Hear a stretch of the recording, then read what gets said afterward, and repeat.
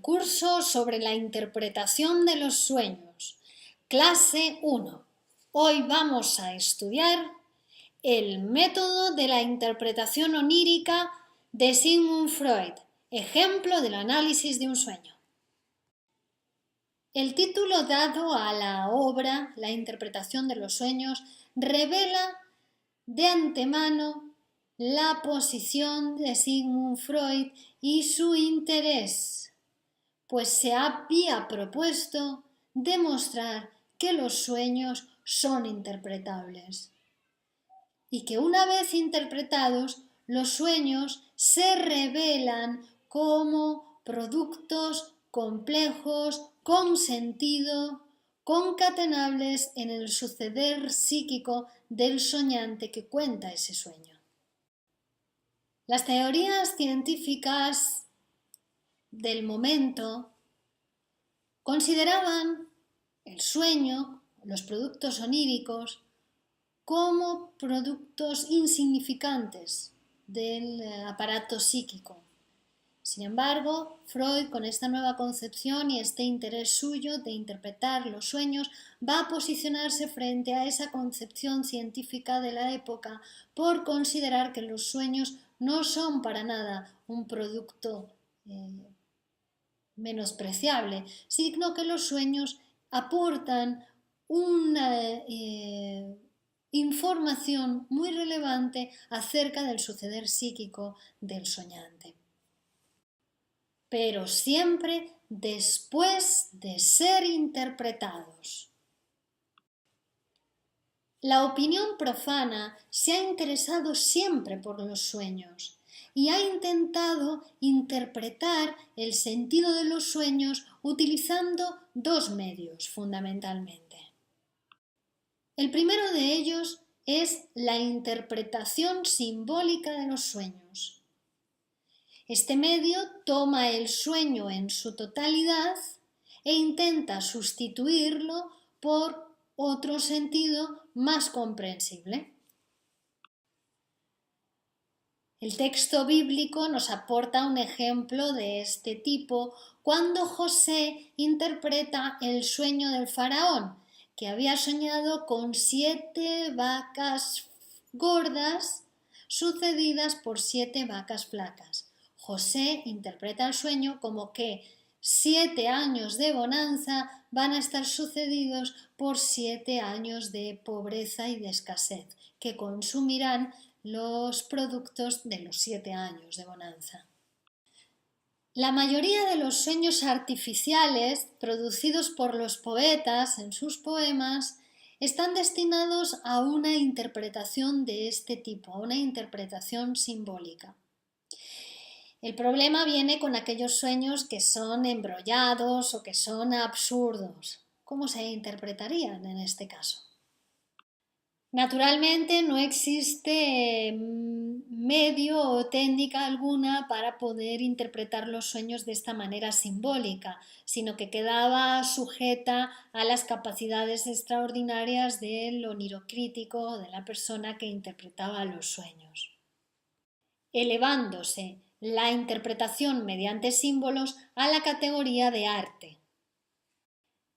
El segundo de los métodos populares a los que nos hemos referido podemos denominarlo el método descifrador. Aquí el sueño es considerado como una especie de escritura secreta en la que cada elemento, cada componente de esa escritura podría sustituirse por medio de una clave de los sueños por otro contenido que lo hiciese, que lo descifrase.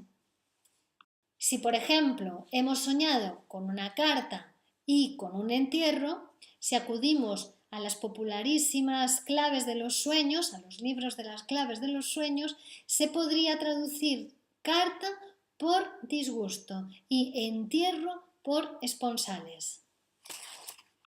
A nuestro arbitrio quedaría después hacer una construcción global del sentido del sueño.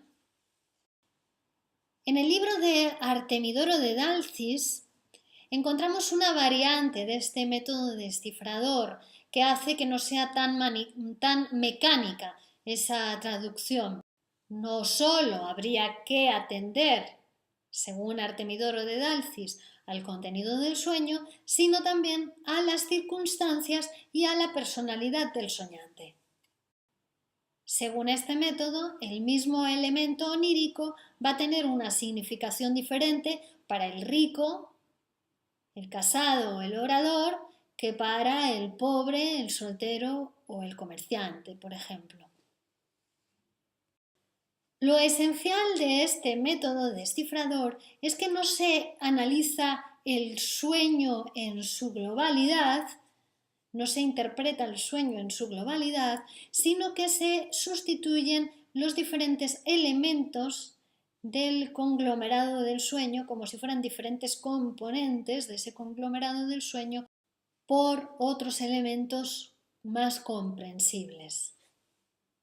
Sin duda alguna han sido esos sueños confusos, embrollados, complejos, los que han dado lugar a la producción de este método descifrador.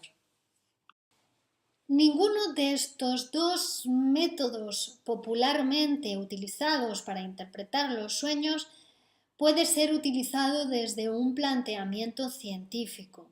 El primero de ellos, el método simbólico, porque no existe, digamos, un desarrollo en cuanto a la técnica o explicación del funcionamiento de este tipo de interpretación popular. Y el segundo de ellos, el método descifrador, porque todo el peso recae para este método en los libros de las claves de los sueños, que no tienen una rigurosidad suficiente como para poder interpretar los sueños. El psicoanálisis llega a un conocimiento sobre esta cuestión de la interpretación de los sueños y Sigmund Freud nos dice de esta manera que comparte con la opinión profana y popular que los sueños tienen sentido, oponiéndose incluso a la opinión científica del momento. Dice, los sueños tienen un sentido después de ser interpretados. Y lo que va a hacer Freud en el libro La interpretación de los sueños es describir un método científico para poder interpretar el significado de los sueños. Sigmund Freud llega a este descubrimiento después de años de trabajo con Breuer, ¿no?, que utilizaba el método hipnótico y el método catártico para curar y para atender a pacientes que padecían síntomas histéricos. Entonces Freud comienza a atender a estas pacientes y cuenta que en el proceso terapéutico de los síntomas, las pacientes le traían a las sesiones sus sueños. Ellas querían contar y hablar acerca de lo que habían soñado. Es ahí cuando Freud incluye los sueños como su objeto de estudio, por ser uno de los materiales que más comúnmente le contaban sus pacientes, entre otros materiales, entre otras cuestiones que podían concatenarse al suceder psíquico actual de ese paciente, entre lo que se encontraban también el relato de los síntomas que padecían. Es por ese motivo que Freud decide aplicar a los sueños el método de interpretación. Esta labor de interpretación de los sueños exige por parte del soñante, del psicoanalizado, del paciente, cierta preparación psíquica, en el sentido de que le vamos a pedir al soñante que realice dos acciones que comúnmente no realiza en su vida diaria. Una, que va a ser la autoobservación de los procesos mentales, de sus procesos mentales, y la segunda, que va a ser la abstención de la crítica. Para realizar estas dos tareas es conveniente pedirle al soñante que adopte una posición cómoda, por ejemplo tumbado, que pueda cerrar los ojos para poder realizar correctamente esa labor de autoobservación y de ausencia de crítica. ¿En qué consiste la autoobservación? Freud nos lo explica como si estuviéramos viajando en un tren y tuviéramos que describir todo aquello que va pasando por la ventana, ¿no? Todo aquello que vamos viendo desde el interior del tren por el exterior. En el caso de los sueños, el soñante tiene que hacer algo similar, tiene que poder describir todas aquellas cosas que pasan por su mente. Es decir, es una posición de autoobservación. Y esta posición de autoobservación es diferente a la reflexión. En la reflexión uno adopta una actitud constreñida, una especie de esfuerzo. Si no, piensen y acuérdense de la figura del pensador de Rodin, ¿no? Es como una especie de esfuerzo por pensar, ¿no? Mientras que en la posición de autoobservación es justo lo contrario, uno tiene que estar relajado, tranquilo, ¿para qué? Para poder dejarse hablar, para dejar que afloren a la mente todas las ocurrencias que se le vayan presentando. Es importante la segunda tarea, la de la exclusión de la crítica, porque normalmente estamos acostumbrados a censurar, a elegir esto sí, esto no, esto lo puedo decir, esto no lo puedo decir, esto lo puedo pensar, esto no lo puedo pensar. Realizamos una actividad de selección de los contenidos que acuden a nuestra mente y de censura también de otros contenidos. Lo que le pide el psicoanalista al soñante es dejarse decir, es decir, poder decir en voz alta todo aquello que acude a su mente sin censurar, sin seleccionar, sin elegir, tal y cual como se va presentando. Habrá de mantener una total imparcialidad frente a las ocurrencias que se le presentan, sin juzgar si unas son desatinadas o son afortunadas, o si están interconectadas o no están conectadas entre sí, si le da vergüenza o no le da vergüenza, si pudiera ofender o no al psicoanalista, es decir, todas aquellas cosas que le van pasando por su mente sin juzgarlas, sin censurarlas, decirlas, comunicarlas en voz alta. Una actitud de autoobservación excluyendo la autocrítica. Y esto es así porque precisamente esa actitud crítica frente a las propias ocurrencias es lo que ha impedido hasta ahora al soñante obtener, averiguar el significado de su sueño, de su idea obsesiva o de aquel producto del inconsciente de que se trate. Quitar la energía psíquica de la censura hace que el autoobservador, este soñante que está dedicado a la autopercepción, ahora pueda perseguir esas ideas que se van abriendo camino y que se van conectando unas con otras. Para muchas personas parece ser difícil esta nueva actitud de dejarse decir, ¿no? Dejar que lleguen hasta su conciencia esas representaciones involuntarias que generalmente producen una violenta reacción, ¿no? Frente a ellas, pues parece que se escapan del control de uno. Sin embargo, esto parece ser incluso necesario y muy importante para la función y para la labor poética. Schiller, el filósofo poeta, cuando su amigo Otto Rank le escribe contándole acerca de su dificultad para la producción poética, para escribir, le dice que considera que su dificultad reside precisamente en esta acción de enjuiciamiento. Enjuicia demasiado pronto las ideas que tiene y eso le produce una ausencia, ¿no? una carencia en su facultad imaginativa, ¿no? Porque dice, aunque las ideas que vienen a las puertas de la razón sean en principio insignificantes o aparentemente estúpidas o tontas, estas, si uno las deja aflorar, después se pueden conectar con otras ideas importantes, haciendo que en su conjunto el resultado final sea un resultado de relevancia y calidad.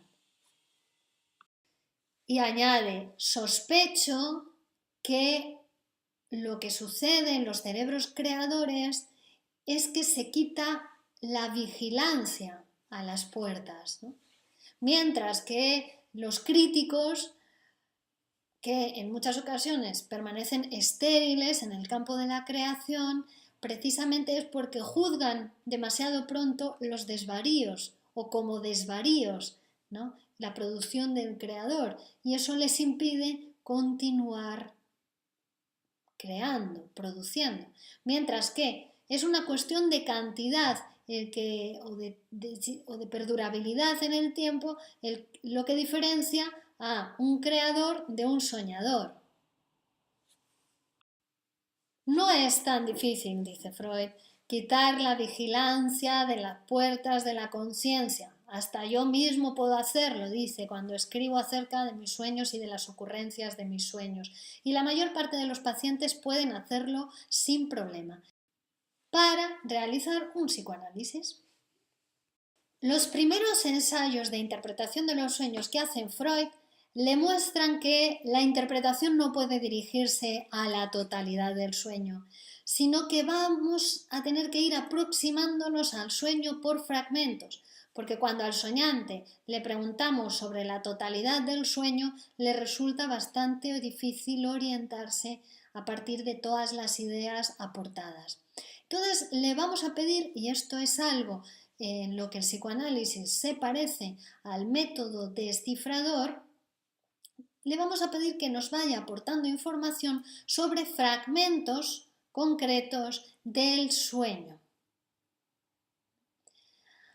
Pero le diferencia del método descifrador en que no vamos a ir a un libro para ver las claves, lo que significan esos fragmentos, sino que le vamos a preguntar al propio soñante, le vamos a pedir que nos hable libremente de todo aquello que se le ocurre con cada uno de los fragmentos del sueño que le vamos aportando. Sé que un mismo sueño puede tener significados y sentidos diferentes en función de quién lo sueña, dice Freud.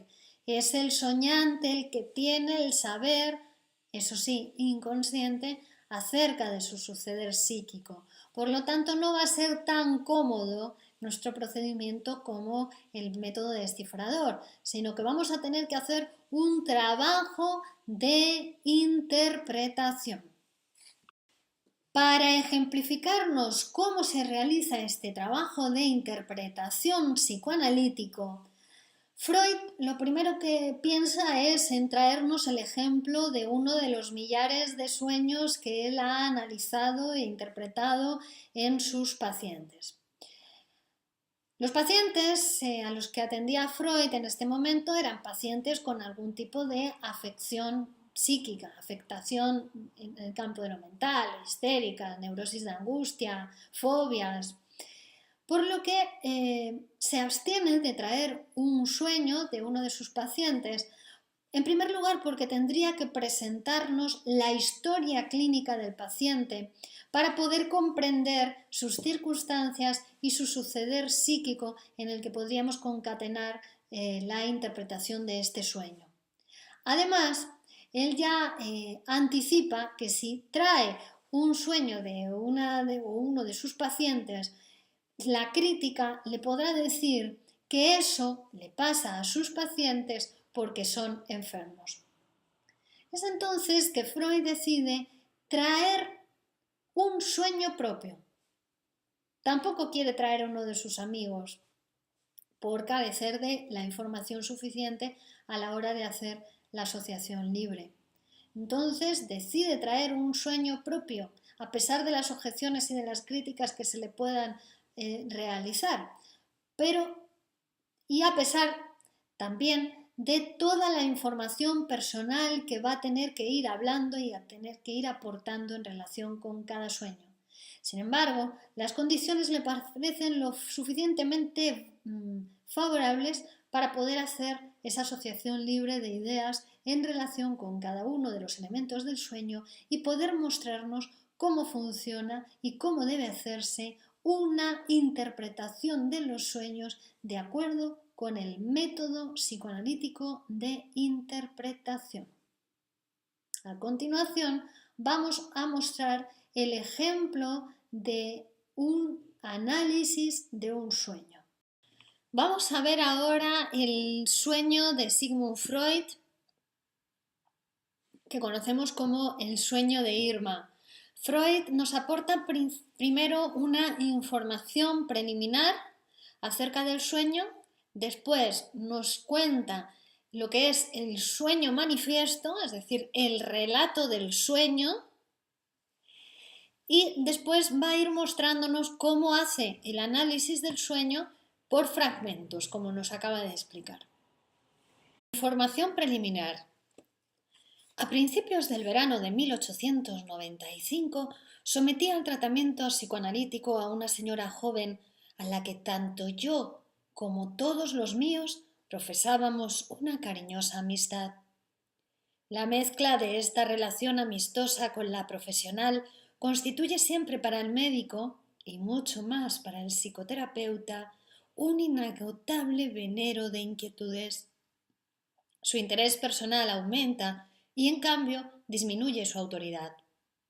Un fracaso puede enfriar la antigua amistad que le une a los familiares del enfermo. En este caso, terminó la cura con un éxito parcial.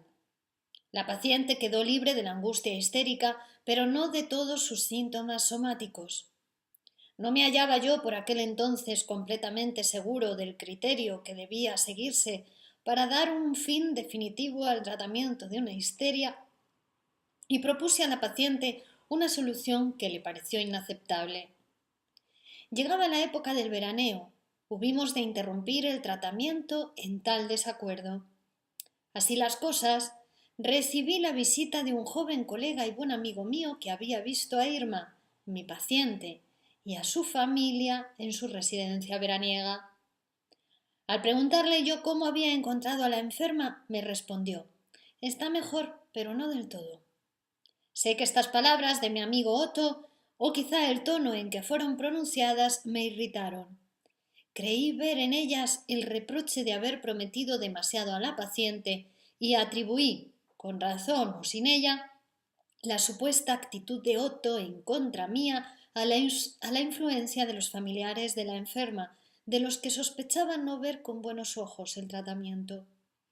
De todos modos, la penosa sensación que las palabras de Otto despertaron en mí no se me hizo muy clara ni precisa, y me abstuve de exteriorizarla.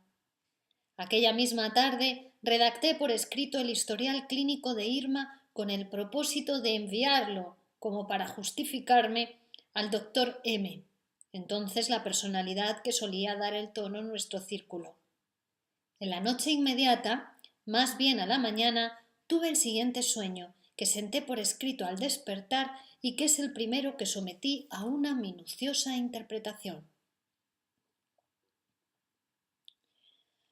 Sueño del 23 al 24 de julio de 1895, de Sigmund Freud.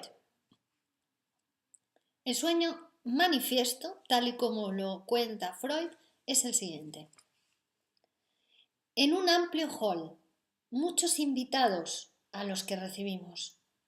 Entre ellos, Irma, a la que me acerco enseguida para contestar, sin pérdida de momento, a su carta y reprocharle no haber aceptado aún la solución. Le digo: «Si todavía tienes dolores, es exclusivamente por tu culpa». Ella me responde: «Si supieras qué dolores siento ahora en la garganta, el vientre y el estómago. Siento una opresión». Asustado, la contemplo atentamente. Está pálida y abotagada. Pienso que quizá me haya pasado inadvertido algo orgánico. La conduzco junto a una ventana y me dispongo a reconocerle la garganta. Al principio se resiste un poco, como acostumbran hacerlo en estos casos las mujeres que llevan dentadura postiza. Pienso que no la necesita. Por fin abre bien la boca y veo a la derecha una gran mancha blanca y en otras partes singulares escaras grisáceas, cuya forma recuerda al de los cornetes de la nariz. Apresuradamente llamo al doctor M, que repite y confirma el reconocimiento. El doctor M presenta un aspecto muy diferente al acostumbrado. Está pálido, cojea y se ha afeitado la barba. Mi amigo Otto se halla ahora a su lado y mi amigo Leopoldo percute a Irma por encima de la blusa y dice: tiene una zona de macidez abajo, a la izquierda, y una parte de la piel infiltrada en el hombro izquierdo, cosa que yo siento como él a pesar del vestido. M dice: no cabe duda, es una infección, pero no hay cuidado, sobrevendrá una disentería y se eliminará el veneno. Sabemos también inmediatamente de qué procede la infección. Nuestro amigo Otto ha puesto recientemente a Irma, una vez que se sintió mal, una inyección con un preparado a base de propil, propilena, ácido propiónico, trimetilamina, cuya fórmula veo impresa en gruesos caracteres. No se ponen inyecciones de este género tan ligeramente. Probablemente estaría además sucia la jeringuilla. Este sueño que acabamos de leer, el sueño de Irma, nos muestra muy claramente los sucesos del día anterior que han provocado, han motivado o que han servido de excusa para la producción del sueño. Esto es lo que se conoce habitualmente como el resto diurno, lo que pasó en los días inmediatamente antes del sueño y que dieron una justificación, una excusa para la producción de ese sueño. Freud se había encontrado con su amigo Otto, que le cuenta que ha visto a Irma y que se encuentra bien, pero no del todo. Eso a Freud le produce una irritación. No dice nada en el momento porque no sabe muy bien de dónde procede esa irritación ni qué quiere decir, pero inmediatamente él se va a escribir la historia clínica de Irma para mostrársela al doctor M, que es un poco, digamos, la figura en ese momento entre el grupo, entre el círculo profesional de amigos médicos que da el tono, como dice él, ¿no? Entonces, eso sirve de suceso del día inmediatamente anterior para la producción del sueño. En este momento Freud declara que no sabe cuál es el significado del sueño cuando lo escribe, ¿no? Todavía no sabe, no lo ha sometido a análisis, pero ya sospecha de que el sentido del sueño no tiene nada que ver con la apariencia del sueño, ¿no? Y también hay algunas cosas del sueño, algunos elementos, algunos detalles que a Freud lo mueven a risa, como por ejemplo la ocurrencia de aplicar una inyección de ácido propiónico a la paciente o las palabras consoladoras de su amigo Otto. Y a continuación Freud pasa a realizar el análisis del sueño. Como ya hemos mencionado, el método de interpretación psicoanalítico no va a interpretar el sueño en su globalidad, sino que ya vemos en este sueño que nos ha contado, el soñante, en este caso Freud, cómo el sueño se puede descomponer en diferentes partes, en diferentes elementos, y a partir de cada uno de esos elementos podemos invitar al soñante a realizar una asociación libre, a decir en voz alta todo lo que se le ocurre en relación con ese elemento. Y así va a hacer Freud. Y entonces va a descomponer el sueño en sus diferentes partes. El primero de esos elementos es el siguiente: un amplio hall, muchos invitados a los que recibimos. Asociación libre de Freud en torno a este elemento del sueño manifiesto. Durante este verano vivíamos, él con su esposa, en una casa, en una villa, una residencia veraniega que se llamaba Bellevue, que estaba situada sobre unas colinas próximas a Kahlenberg. Esta villa había sido destinada con anterioridad a casino, por lo que las habitaciones eran muy amplias.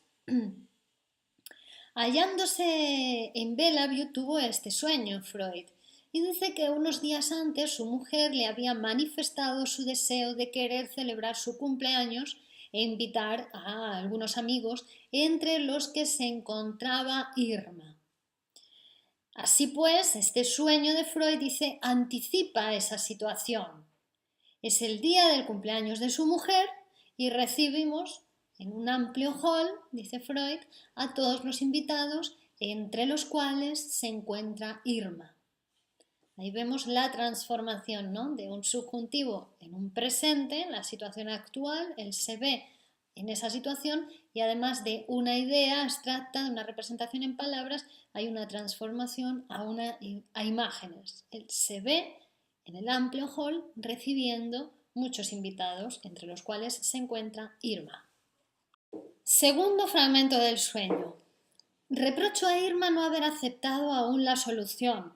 Le digo, si todavía tienes dolores, es exclusivamente por tu culpa. Asociación libre, de Freud. Esto mismo, dice Freud, le hubiera podido decir perfectamente durante la vida despierta. Por aquel entonces yo tenía la opinión, que luego reconocí equivocada, de que la labor terapéutica terminaba con la revelación al enfermo de lo sentido oculto de sus síntomas y que el paciente aceptara o no esta solución, después dependía el éxito o el fracaso en el tratamiento y que era algo que no se le podía hacer responsable a él. A este error, dice felizmente rectificado después, le estoy agradecido, pues me simplificó la existencia en una época en la que, a pesar de mi inevitable ignorancia, dice Freud, debía obtener resultados curativos. Pero en la frase que a Irma dirijo en mi sueño, advierto que ante todo no quiero ser responsable de los dolores que aún la aquejan. Si Irma tiene exclusivamente la culpa de padecerlos todavía, no puede hacérseme responsable de ellos. ¿Habremos de buscar en este sentido el propósito del sueño?, se pregunta Freud. Siguiente fragmento del sueño manifiesto. Irma se queja de dolores en la garganta, el vientre y el estómago, y de una gran opresión. Asociación libre, de Freud. Los dolores de estómago pertenecían al complejo de síntomas de mi paciente, pero nunca fueron muy intensos. Más bien se quejaba de sensaciones de malestar y repugnancia. La opresión o el dolor de garganta y los dolores de vientre apenas si desempeñaban papel alguno en su enfermedad. Me asombra, pues, la elección de síntomas realizada en mi sueño y no me es posible hallar por el momento razón alguna determinante, dice Freud. Siguiente fragmento del sueño manifiesto. Está pálida y abotagada. Asociación libre. Mi paciente presenta siempre, por el contrario, una rosada coloración. Sospecho que se ha superpuesto aquí a ella una tercera persona. Siguiente fragmento del sueño manifiesto. Pienso con temor que quizá me haya pasado inadvertida una afección orgánica. Asociación libre sobre este fragmento. Como fácilmente puede comprenderse, dice Freud, es este un temor constante del especialista que apenas ve enfermos distintos de los neuróticos y se haya habituado a atribuir a la histeria un gran número de fenómenos que otros médicos tratan como de origen orgánico. Por otro lado, si se me insinúan, no sé por qué, ciertas dudas sobre la sinceridad de mi alarma. Si los dolores de Irma son de origen orgánico, no me hallo obligado a curarlos. Mi tratamiento no suprime sino los dolores histéricos. Parece realmente como si desease hubiera existido un error en el diagnóstico, pues entonces no se me podría reprochar fracaso alguno. Siguiente fragmento del sueño manifiesto. La conduzco junto a una ventana y me dispongo a reconocerle la garganta.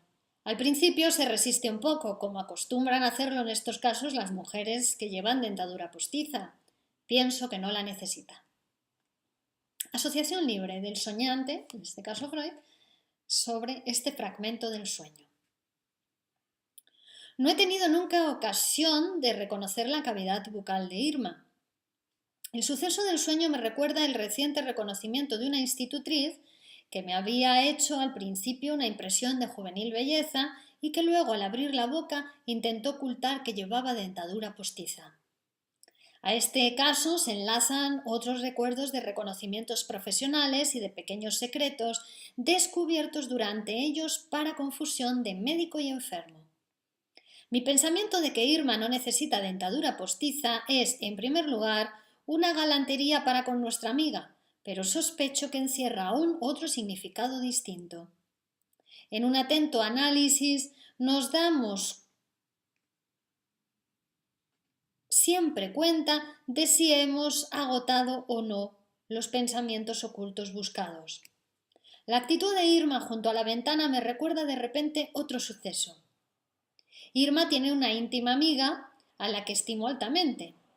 Una tarde que fui a visitarla, la encontré al lado de la ventana en la actitud que mi sueño reproduce y su médico, el mismo doctor M, me comunicó que al reconocerle la garganta había descubierto una placa de carácter diftérico. La persona del doctor M y la placa diftérica retornan en la continuación del sueño.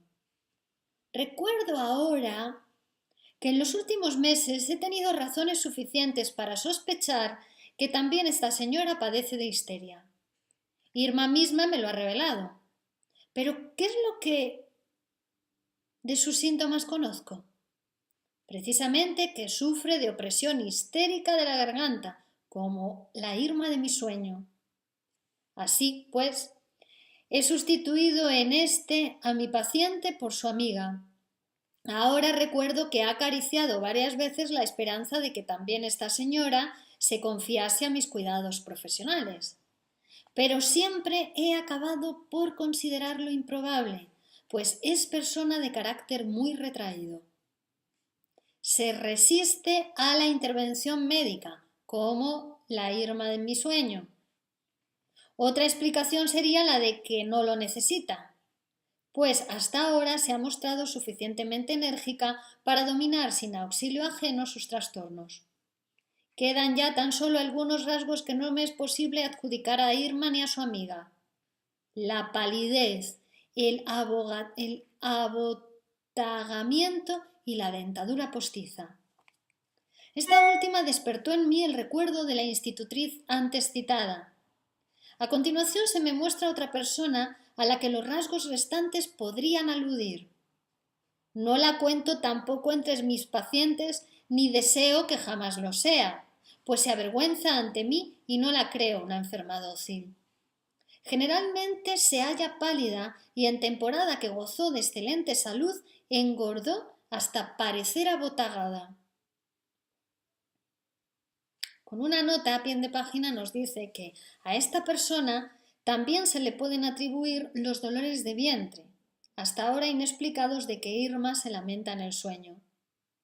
Y dice, trátase de mi propia mujer, esa tercera persona, y los dolores de vientre me recuerdan una de las ocasiones en que hube de comprobar su resistencia a mis indicaciones médicas.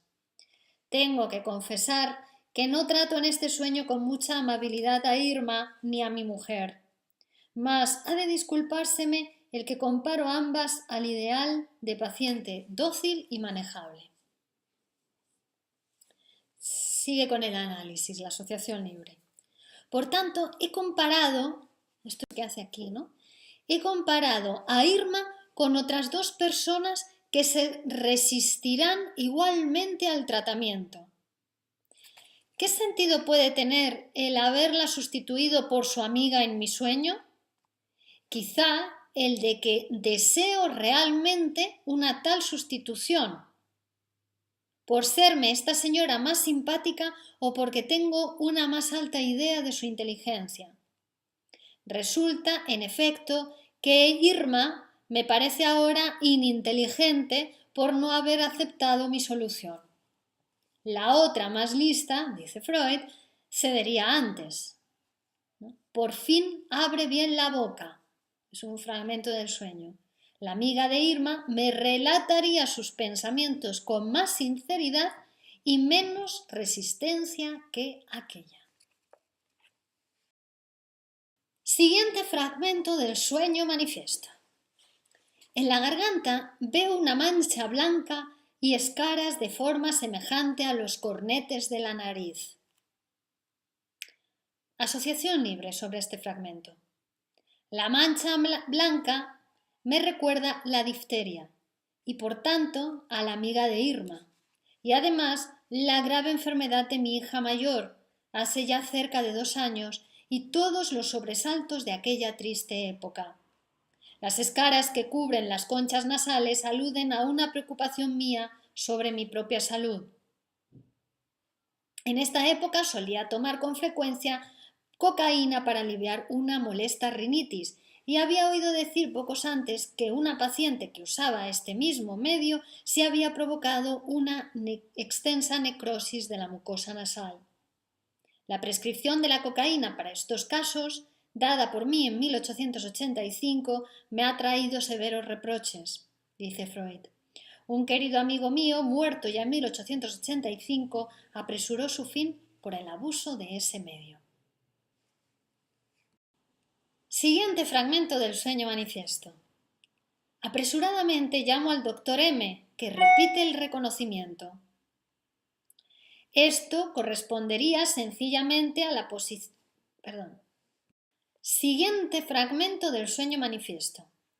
Apresuradamente llamo al doctor M, que repite el reconocimiento.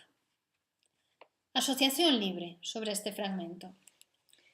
Esto correspondería sencillamente a la posición que M ocupaba entre nosotros, pero mi apresuramiento es lo bastante singular para exigir una especial explicación. Evoca en mí el recuerdo de un triste suceso profesional, por la continuada prescripción de una sustancia que por entonces se creía aún totalmente inocua,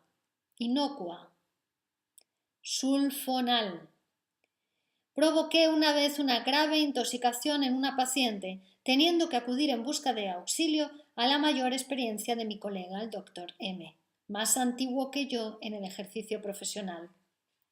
Otras circunstancias accesorias prueban que es este realmente el suceso a que en mi sueño me refiero. La enferma, que sucumbió a la intoxicación, llevaba el mismo nombre que mi hija mayor. Hasta el momento no se me había ocurrido pensar en ello, pero ahora se me aparece este suceso como una represalia del destino y como si la sustitución de personas hubiera de proseguir aquí en un distinto sentido. Esta Matilde por aquella Matilde, ojo por ojo y diente por diente. Parece como si fuera buscando todas aquellas ocasiones por las que puedo reprochar una insuficiente conciencia profesional. Siguiente fragmento del sueño. El doctor M está pálido, se ha quitado la barba y cojea. Asociación libre del soñante. Lo que de verdad entraña esta parte del sueño se reduce a que el doctor M presenta a veces tan mal aspecto que llega a inquietar a sus amigos. Los 2 caracteres restantes deben de pertenecer a otras personas. Recuerdo ahora a mi hermano mayor, residente en el extranjero, que llevaba el rostro afeitado y al que, si no me equivoco, se parecía extraordinariamente el doctor M. De mi sueño. Se parecía extraordinariamente el doctor M de mi sueño. Hace algunos días nos llegó la noticia de que un ataque de artritrismo a la cadera le hacía cojear un poco. Tiene que existir una razón que me haya hecho confundir en mi sueño a ambas personas en una sola. Recuerdo, en efecto, que me hallo irritado contra ambas por algún motivo, el de haber rechazado una proposición que recientemente les hice. Siguiente fragmento del sueño manifiesto. Mi amigo Otto se halla ahora al lado de la enferma y mi amigo Leopoldo la percute y descubre una zona de macidez abajo, a la izquierda. Asociación libre, en relación con este fragmento del sueño manifiesto. Leopoldo es también médico y además pariente de Otto. El destino los ha convertido en competidores, pues ejercen igual especialidad y se los compara constantemente entre sí. Ambos han trabajado conmigo durante varios años, mientras fui director de un consultorio público para niños neuróticos, y con gran frecuencia se desarrollan durante esta época escenas como la que mi sueño reproduce. Mientras yo discutía con Otto sobre el diagnóstico de un caso, había Leopoldo reconocido de nuevo al niño y nos aportaba un inesperado dato decisivo. Entre Otto y Leopoldo existe una fundamental diferencia de carácter. El primero sobresalía por su rapidez de concepción, mientras que el segundo era más lento, pero también más cuidadoso y concienzudo. Si en mi sueño coloco frente a Otto y al prudente Leopoldo, ello es claramente para hacer resaltar al segundo. Trátase de una comparación análoga a la que anteriormente efectué entre Irma, paciente nada dócil, y su amiga, a la que tengo por más inteligente. Advierto también ahora una de las vías sobre la que se desplaza la asociación de pensamientos en el sueño y que va desde la niña enferma al consultorio para niños enfermos. La zona de macidez, abajo a la izquierda, me hace la impresión de corresponder en todos sus detalles a un caso en el que me admiró la concienzuda seguridad de Leopoldo. Por otra parte, surge en mí vagamente la idea de algo como una afección metastásica, pero pudiera también ser una relación con la paciente que desearía sustituyera a Irma. Esta señora simula, en efecto, y por lo que he podido observar, una tuberculosis. Siguiente fragmento del sueño manifiesto. Una parte de la piel infiltrada en el hombro izquierdo. Pedimos a Freud ahora que asocie libremente acerca de este fragmento. Y Freud nos dice: caigo inmediatamente en que se trata de mis propios dolores reumáticos en el hombro, dolores que se hacen sentir siempre que permanezco en vela hasta altas horas de la noche. La letra del sueño confirma esta interpretación, mostrándose aquí un tanto equívoca. Cosa que ya siento como él. Esto es, que siento en mi propio cuerpo. Además, extraño los términos nada habituales, una parte de la piel infiltrada.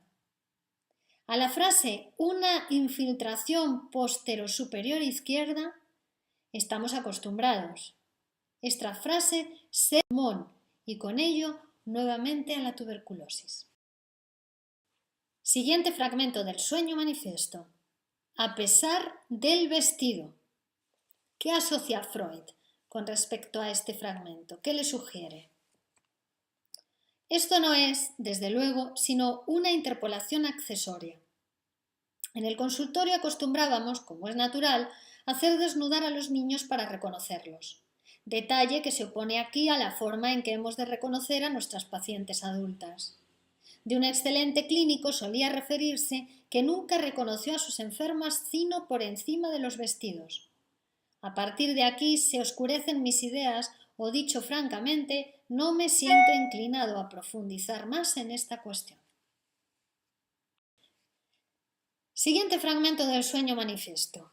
El doctor M dice: no cabe duda, es una infección, pero no hay cuidado, sobrevendrá una disentería y se eliminará el veneno.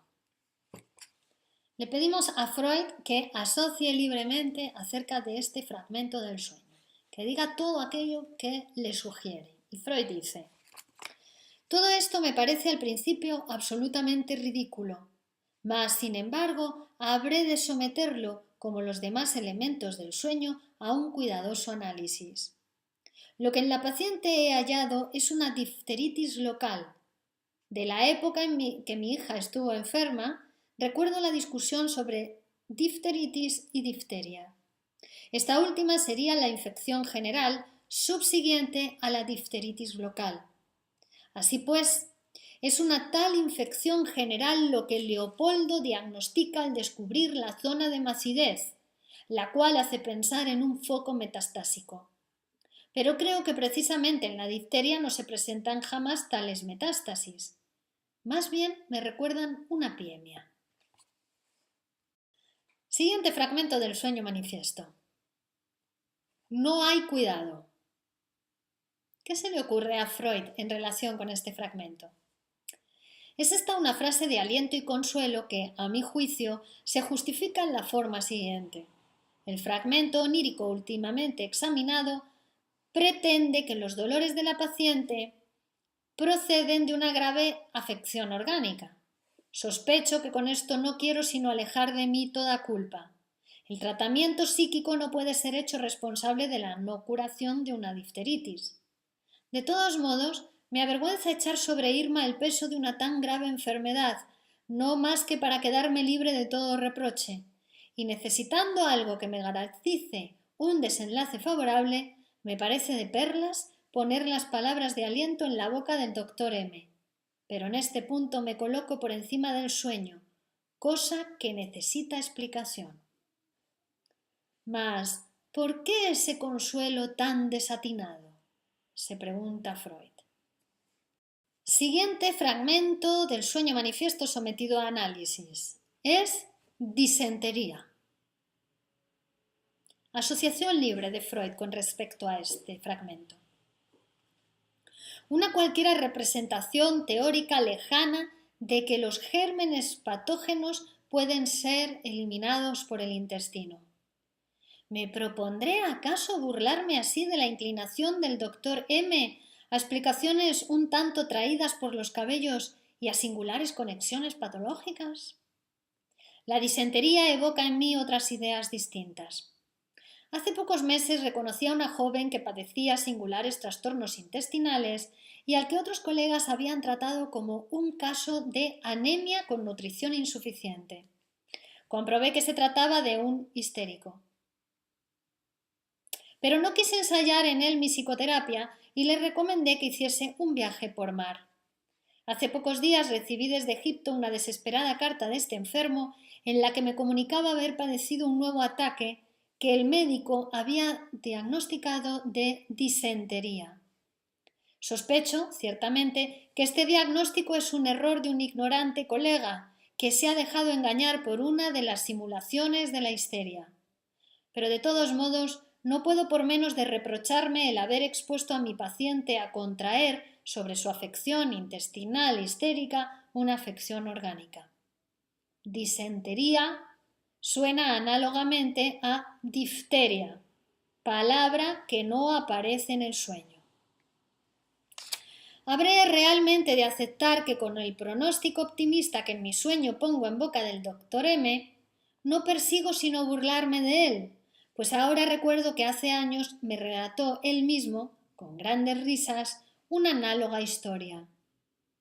Había sido llamado a consultar con otro colega sobre un enfermo grave y ante el optimismo del médico de cabecera hubo de señalarle la presencia de albúmina en la orina del paciente. «No hay cuidado», respondió el optimista. «La albúmina se eliminará por sí sola». No cabe, pues, duda alguna de que esta parte de mi sueño entraña una burla hacia aquellos de mis colegas ignorantes de la histeria. Como para confirmarlo así, surge ahora en mi pensamiento la siguiente interrogación. ¿Sabe acaso el doctor M que los fenómenos que su paciente, la amiga de Irma, presenta y que hacen temer una tuberculosis son de origen histérico? ¿Ha descubierto la histeria o se ha dejado burlar por ella? Mas, se pregunta Freud, ¿qué motivo puedo tener para tratar tan mal a un amigo? Muy sencillo. El doctor M está tan poco conforme como Irma misma con la solución por mi propuesta. De este modo, me he vengado ya en mi sueño de dos personas, de Irma, diciéndole que si aún tenía dolores era exclusivamente por su culpa, y del doctor M, con el desatinado pronóstico que pongo en sus labios. Siguiente fragmento del sueño manifiesto. Sabemos inmediatamente de qué procede la infección. Asociación libre de Freud frente a este fragmento, es decir, ocurrencias espontáneas de Freud frente a este fragmento. Este inmediato conocimiento en el sueño es algo muy singular. Un instante antes no sabíamos nada, pues la infección no fue descubierta hasta el reconocimiento efectuado por Leopoldo. Siguiente fragmento del sueño manifiesto. Nuestro amigo Otto ha puesto recientemente a Irma, una vez que se sintió mal, una inyección. ¿Qué se le ocurre a Freud? ¿Qué le sugiere este fragmento del sueño? Otto me había referido realmente que durante su corta estancia en casa de la familia de Irma le llamaron del hotel próximo para poner una inyección a un individuo que se había sentido repentinamente enfermo. Las inyecciones me recuerdan de nuevo a aquel infeliz amigo mío que se envenenó con cocaína. Yo le había aconsejado el uso interno de esta sustancia únicamente durante una cura de desmorfinización, pero el desdichado comenzó a ponerse inyecciones de cocaína. Siguiente fragmento del sueño manifiesto. Con un preparado a base de propil, propilena, ácido propiónico. ¿Qué se le ocurre a Freud? Asociación libre. ¿Cómo puede incluirse esto en mi sueño? Aquella misma tarde, después de la cual redacté, por cierto, el historial clínico de Irma, y tuve el sueño que ahora me ocupa, abrió mi mujer una botella de licor en cuya etiqueta se leía la palabra ananás, piña. Y que nos había sido regalada por Otto. Hay una nota a pie de página donde dice que la palabra ananás muestra además una cierta semejanza con el apellido de Irma. Entonces, refiriéndose a Otto, sigue asociando libremente. Tiene éste la costumbre de aprovechar toda ocasión que para hacer un regalo pueda presentársele, costumbre de la que es de esperar le cure algún día una mujer. Destapada la botella, emanaba del licor un tal olor amílico que me negué a probarlo. Mi mujer propuso regalárselo a los criados, pero yo, más prudente, me opuse, observando humanitariamente que tampoco ellos debían envenenarse. El olor amílico despertó en mí, sin duda, el recuerdo de la serie química amil, propil, metil, etc. Y este recuerdo proporcionó al sueño el preparado a base de propil. De todos modos, he realizado aquí una sustitución. He soñado con el propil después de haber olido el amil, pero tales sustituciones se hallan quizá permitidas precisamente en la química orgánica.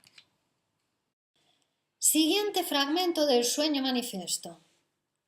Una palabra, trimetilamina.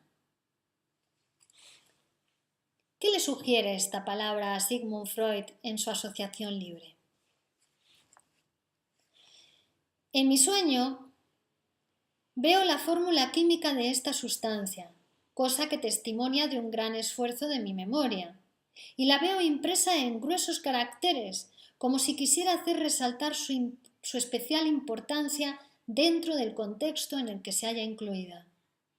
¿A dónde puede llevarme la trimetilamina sobre la cual es atraída mi atención en esta forma? Bueno, esto me lleva a una conversación con otro amigo, Wilhelm Fliess, que desde hace muchos años sabe de todos mis trabajos en preparación como yo de los suyos. Por aquella época me había comunicado ciertas ideas sobre una química sexual y, entre otras, la de que la trimetilamina le parecía constituir uno de estos productos del metabolismo sexual. Este cuerpo me conduce, pues, a la sexualidad, esto es, a aquel factor al que adscribo la máxima importancia en la génesis de las afecciones nerviosas, cuya curación me propongo. Irma, mi paciente, es una joven viuda. Si me veo en la necesidad de disculpar el mal éxito de la cura en su caso, habré seguramente de alegar este hecho al que sus amigos pondrían gustosos el remedio. Pero observemos cuán singularmente construido puede hallarse un sueño. La otra señora, a la que yo quisiera tener como paciente en lugar de Irma, es también una joven viuda. Sospecho por qué la fórmula de la trimetilamina ha adquirido tanta importancia en el sueño. En esta palabra se acumula un gran número de cosas harto significativas. No solo es una alusión al poderoso factor sexualidad, sino también a una persona cuya aprobación recuerdo con agrado siempre que me siento aislado en medio de una opinión hostil o indiferente a mis teorías. Y este buen amigo mío, que tan importante papel desempeña en mi vida, ¿no habrá de intervenir aún más en el conjunto de ideas de mi sueño? Desde luego, posee especialísimos conocimientos sobre las afecciones que se inician en la nariz o en las cavidades vecinas, y ha aportado a la ciencia el descubrimiento de singularísimas relaciones de los cornetes nasales con los órganos sexuales femeninos. Las 3 escaras grisáceas que advierto en la garganta de Irma. He hecho que reconociera a esta paciente para comprobar si los dolores de estómago que padecía podían ser de origen nasal. Pero se da el caso de que él mismo padece una afección nasal que me inspira algún cuidado. A esta afección alude, sin duda, la apiemia, cuya duda surge en mí asociada a la metástasis de mi sueño. Estamos llegando casi al final del análisis. El siguiente fragmento es: no se ponen inyecciones de este género tan ligeramente. Fragmento del sueño manifiesto de Sigmund Freud. Pedimos al soñante que asocie libremente. ¿Y qué se le ocurre a Freud con este fragmento? Acuso aquí directamente de ligereza a mi amigo Otto.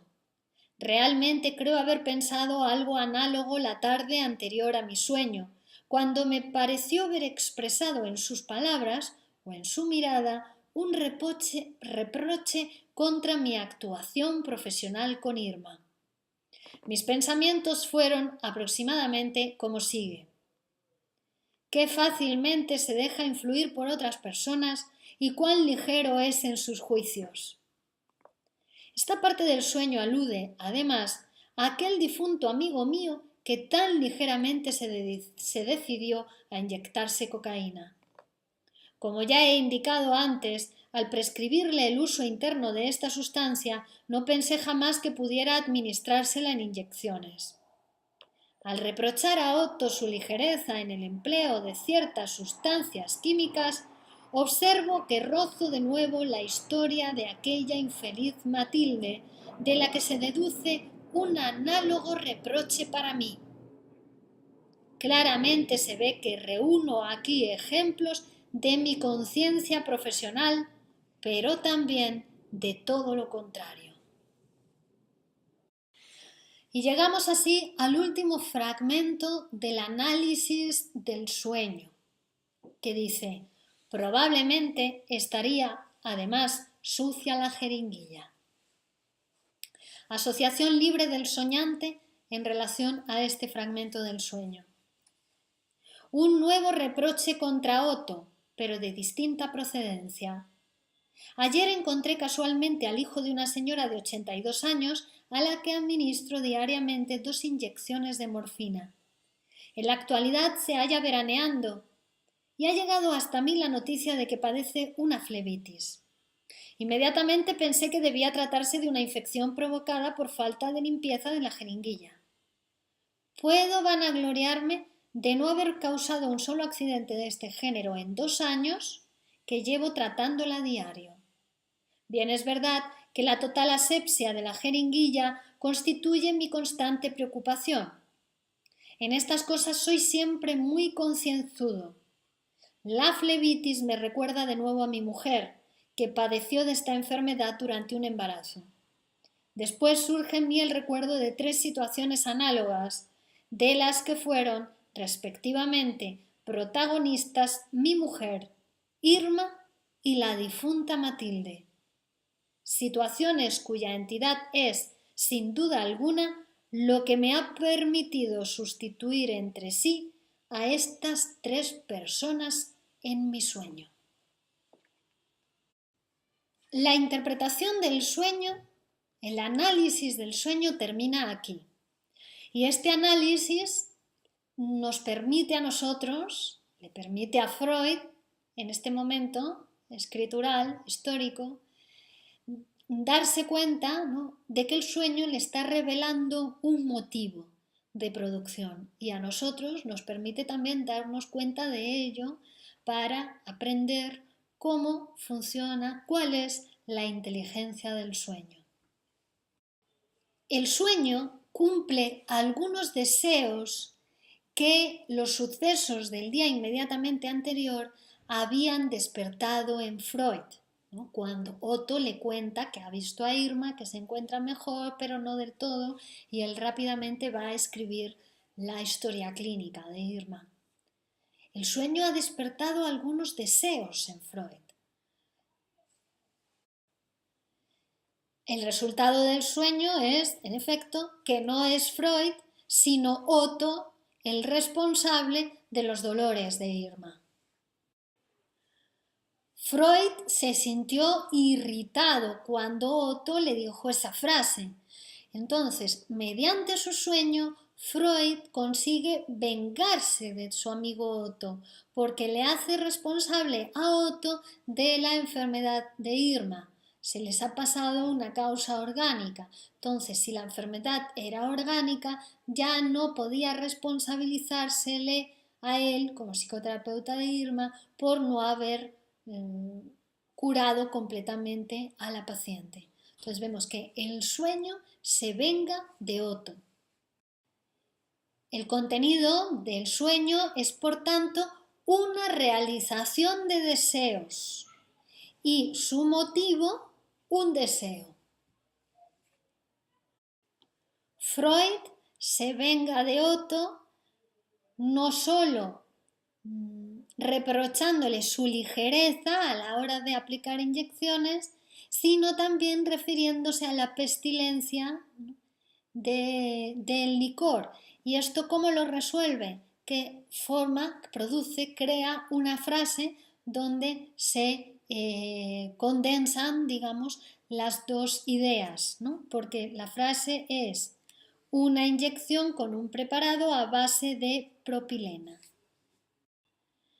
Pero aún no se da por satisfecho y continúa su venganza de Otto en el sueño, colocándole en el sueño frente a su competidor, Leopoldo, al que Freud en el sueño lo considera, no solo en el sueño, también en la vida real, pero en el sueño lo utiliza para vengarse, ¿no?, porque confía más en Leopoldo. Pero no es Otto el único del que se venga Freud en su sueño. También se venga de Irma, de su paciente a la que considera indócil y poco inteligente por no haber aceptado su solución, y la sustituye por otra paciente a la que considera más inteligente, más dócil y que hubiera aceptado la solución propuesta. Tampoco el sueño deja pasar la contradicción que le había manifestado el doctor M, y también por una sutil alusión se venga del doctor M, ¿no? Cuando expresa un juicio, el sueño pone en boca del doctor M un juicio totalmente absurdo, ¿no?, haciéndole en el sueño ignorante al doctor M, cuando dice sobrevendrá una disentería. De tal forma, y además el sueño lo compara con otro amigo en el cual confía más Freud, ¿no? que es el amigo que le ha dicho la palabra trimetilamina, es decir, ¿no? Contrapone al doctor, a este amigo, ¿no? Con el doctor M, del mismo modo que había creado esa contraposición entre Irma y la amiga de Irma, la que creía más dócil, o entre Otto y Leopoldo. De este modo, el sueño anula a las tres personas que le son contrarias y sustituye a estas tres personas por otras que Freud considera que son más afines a sus teorías, a sus propuestas, a la solución propuesta. Y de este modo queda libre de los reproches que él cree no merecer. La falta de fundamento de estos reproches también queda demostrada en el sueño. No soy responsable de ningún tipo sobre las afecciones de Irma, porque si ella sigue enferma es exclusivamente por su culpa. Además, si esos dolores son orgánicos, tampoco se me puede reprochar nada, puesto que yo aplico un tratamiento psicoterapéutico. En tercer lugar, los síntomas se explicarían por la viudez de Irma. La palabra trimetilamina, que tiene que ver con lo sexual, ¿no? Con lo cual yo tampoco puedo hacer nada ahí y no soy responsable. Además, los síntomas han sido provocados por una inyección que ha realizado Otto. De nuevo quedó exculpado totalmente de responsabilidad. Otto le administró una sustancia inadecuada, error en el que yo no he incurrido. Además, utilizó para inyectar esa sustancia una jeringuilla que estaba sucia, como la flebitis que había tenido mi anciana paciente, pero error en el que yo nunca he incurrido. Freud se da cuenta que todas estas defensas, ¿no?, que su sueño utiliza, porque al final este sueño no deja de ser otra cosa que una defensa, son incongruentes, son incompatibles entre ellas, son contradictorias. Y entonces se acuerda de la historia del caldero. Un vecino acusa a otro vecino de haberle devuelto en estado deteriorado un caldero que le había prestado. Y este vecino, para defenderse, dice: en primer lugar, yo el caldero te lo he devuelto intacto. En segundo lugar, el caldero ya estaba agujereado cuando me lo dejaste. Y por último, jamás te he pedido prestado ningún caldero. Como ven ustedes, estas tres excusas, estos tres argumentos utilizados para la defensa son contradictorios entre sí, son incompatibles, pero bastaría con que uno de ellos funcionase, uno de ellos fuese válido para excluirle al vecino de toda culpa. Así funciona nuestro inconsciente. No existe la contradicción en el pensamiento inconsciente y pueden convivir en él diferentes argumentos, ideas, deseos contradictorios entre sí.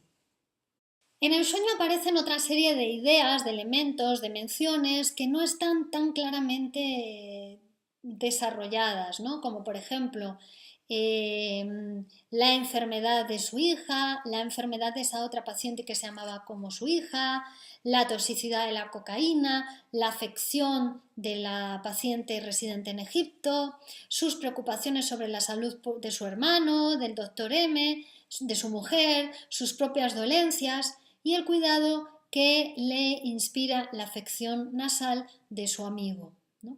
Pero todas estas ideas que no están tan desarrolladas en el sueño se podrían agrupar dentro de un grupo que se rotulase preocupaciones por la salud tanto ajena como propia y conciencia profesional. Y este círculo de ideas lo relaciona Freud con la frase que le había dicho Otto y la irritación que le había producido cuando se le dijo, ¿no? Y es como si él hubiese entendido frente a esa frase que le dice Otto: no tomas suficientemente en serio tus deberes profesionales, no eres lo bastante concienzudo y no cumples lo que prometes, ¿no? Entonces, ante ese reproche de su amigo Otto, todas estas ideas abstractas, ¿no? Inconscientes en Freud se van a poner a su disposición, ¿no? A disposición del sueño para permitirle demostrar a través del sueño hasta qué punto él es concienzudo y es un fiel cumplidor de sus deberes profesionales y médicos y cuánto se interesa por la salud de sus familiares y de sus amigos y pacientes, ¿no? En todo este círculo de ideas que despierta el sueño, que toma el sueño para expresar el deseo que él tenía, que es quedar exculpado de las dolencias que todavía continuaban en Irma, ¿no? El sueño toma incluso determinados recuerdos penosos que surgen a coalición del sueño, pero dice, todo ha sido tomado por el sueño para satisfacer el deseo. Y el deseo que se satisface en este sueño entonces es no ser responsable del estado de Irma. Freud sabe que este sueño puede que no esté totalmente analizado e interpretado, que se podrían seguir hablando y asociando ideas acerca de él. Y además se anticipa, dice, todos aquellos que sean críticos, que vayan a criticar este trabajo, les animo a que ellos puedan hacerlo. Pero hasta este punto, dice Freud, ya hemos extraído un gran conocimiento acerca de los sueños, que es: siguiendo el método de interpretación onírica indicado por Freud, podemos saber que el sueño tiene un sentido y que no es para nada una actividad fragmentaria, como se dice desde otras disciplinas científicas, sino que el sueño, después de ser interpretado, después de realizar una labor de análisis y de interpretación psicoanalítica, el sueño tiene un sentido. Y ese sentido es la realización de deseos. Hasta aquí la primera clase del curso sobre la interpretación de los sueños de Sigmund Freud, la clase sobre el método. Es una clase, o ha sido una clase muy exhaustiva, puesto que la comprensión del método psicoanalítico resultará muy importante para proseguir en los siguientes capítulos. En la próxima clase vamos a estudiar el sueño es una realización de deseos. Les espero y les animo a leer el texto de Sigmund Freud para poder realizar un aprovechamiento mayor de la clase. Muchas gracias. Continuamos la próxima.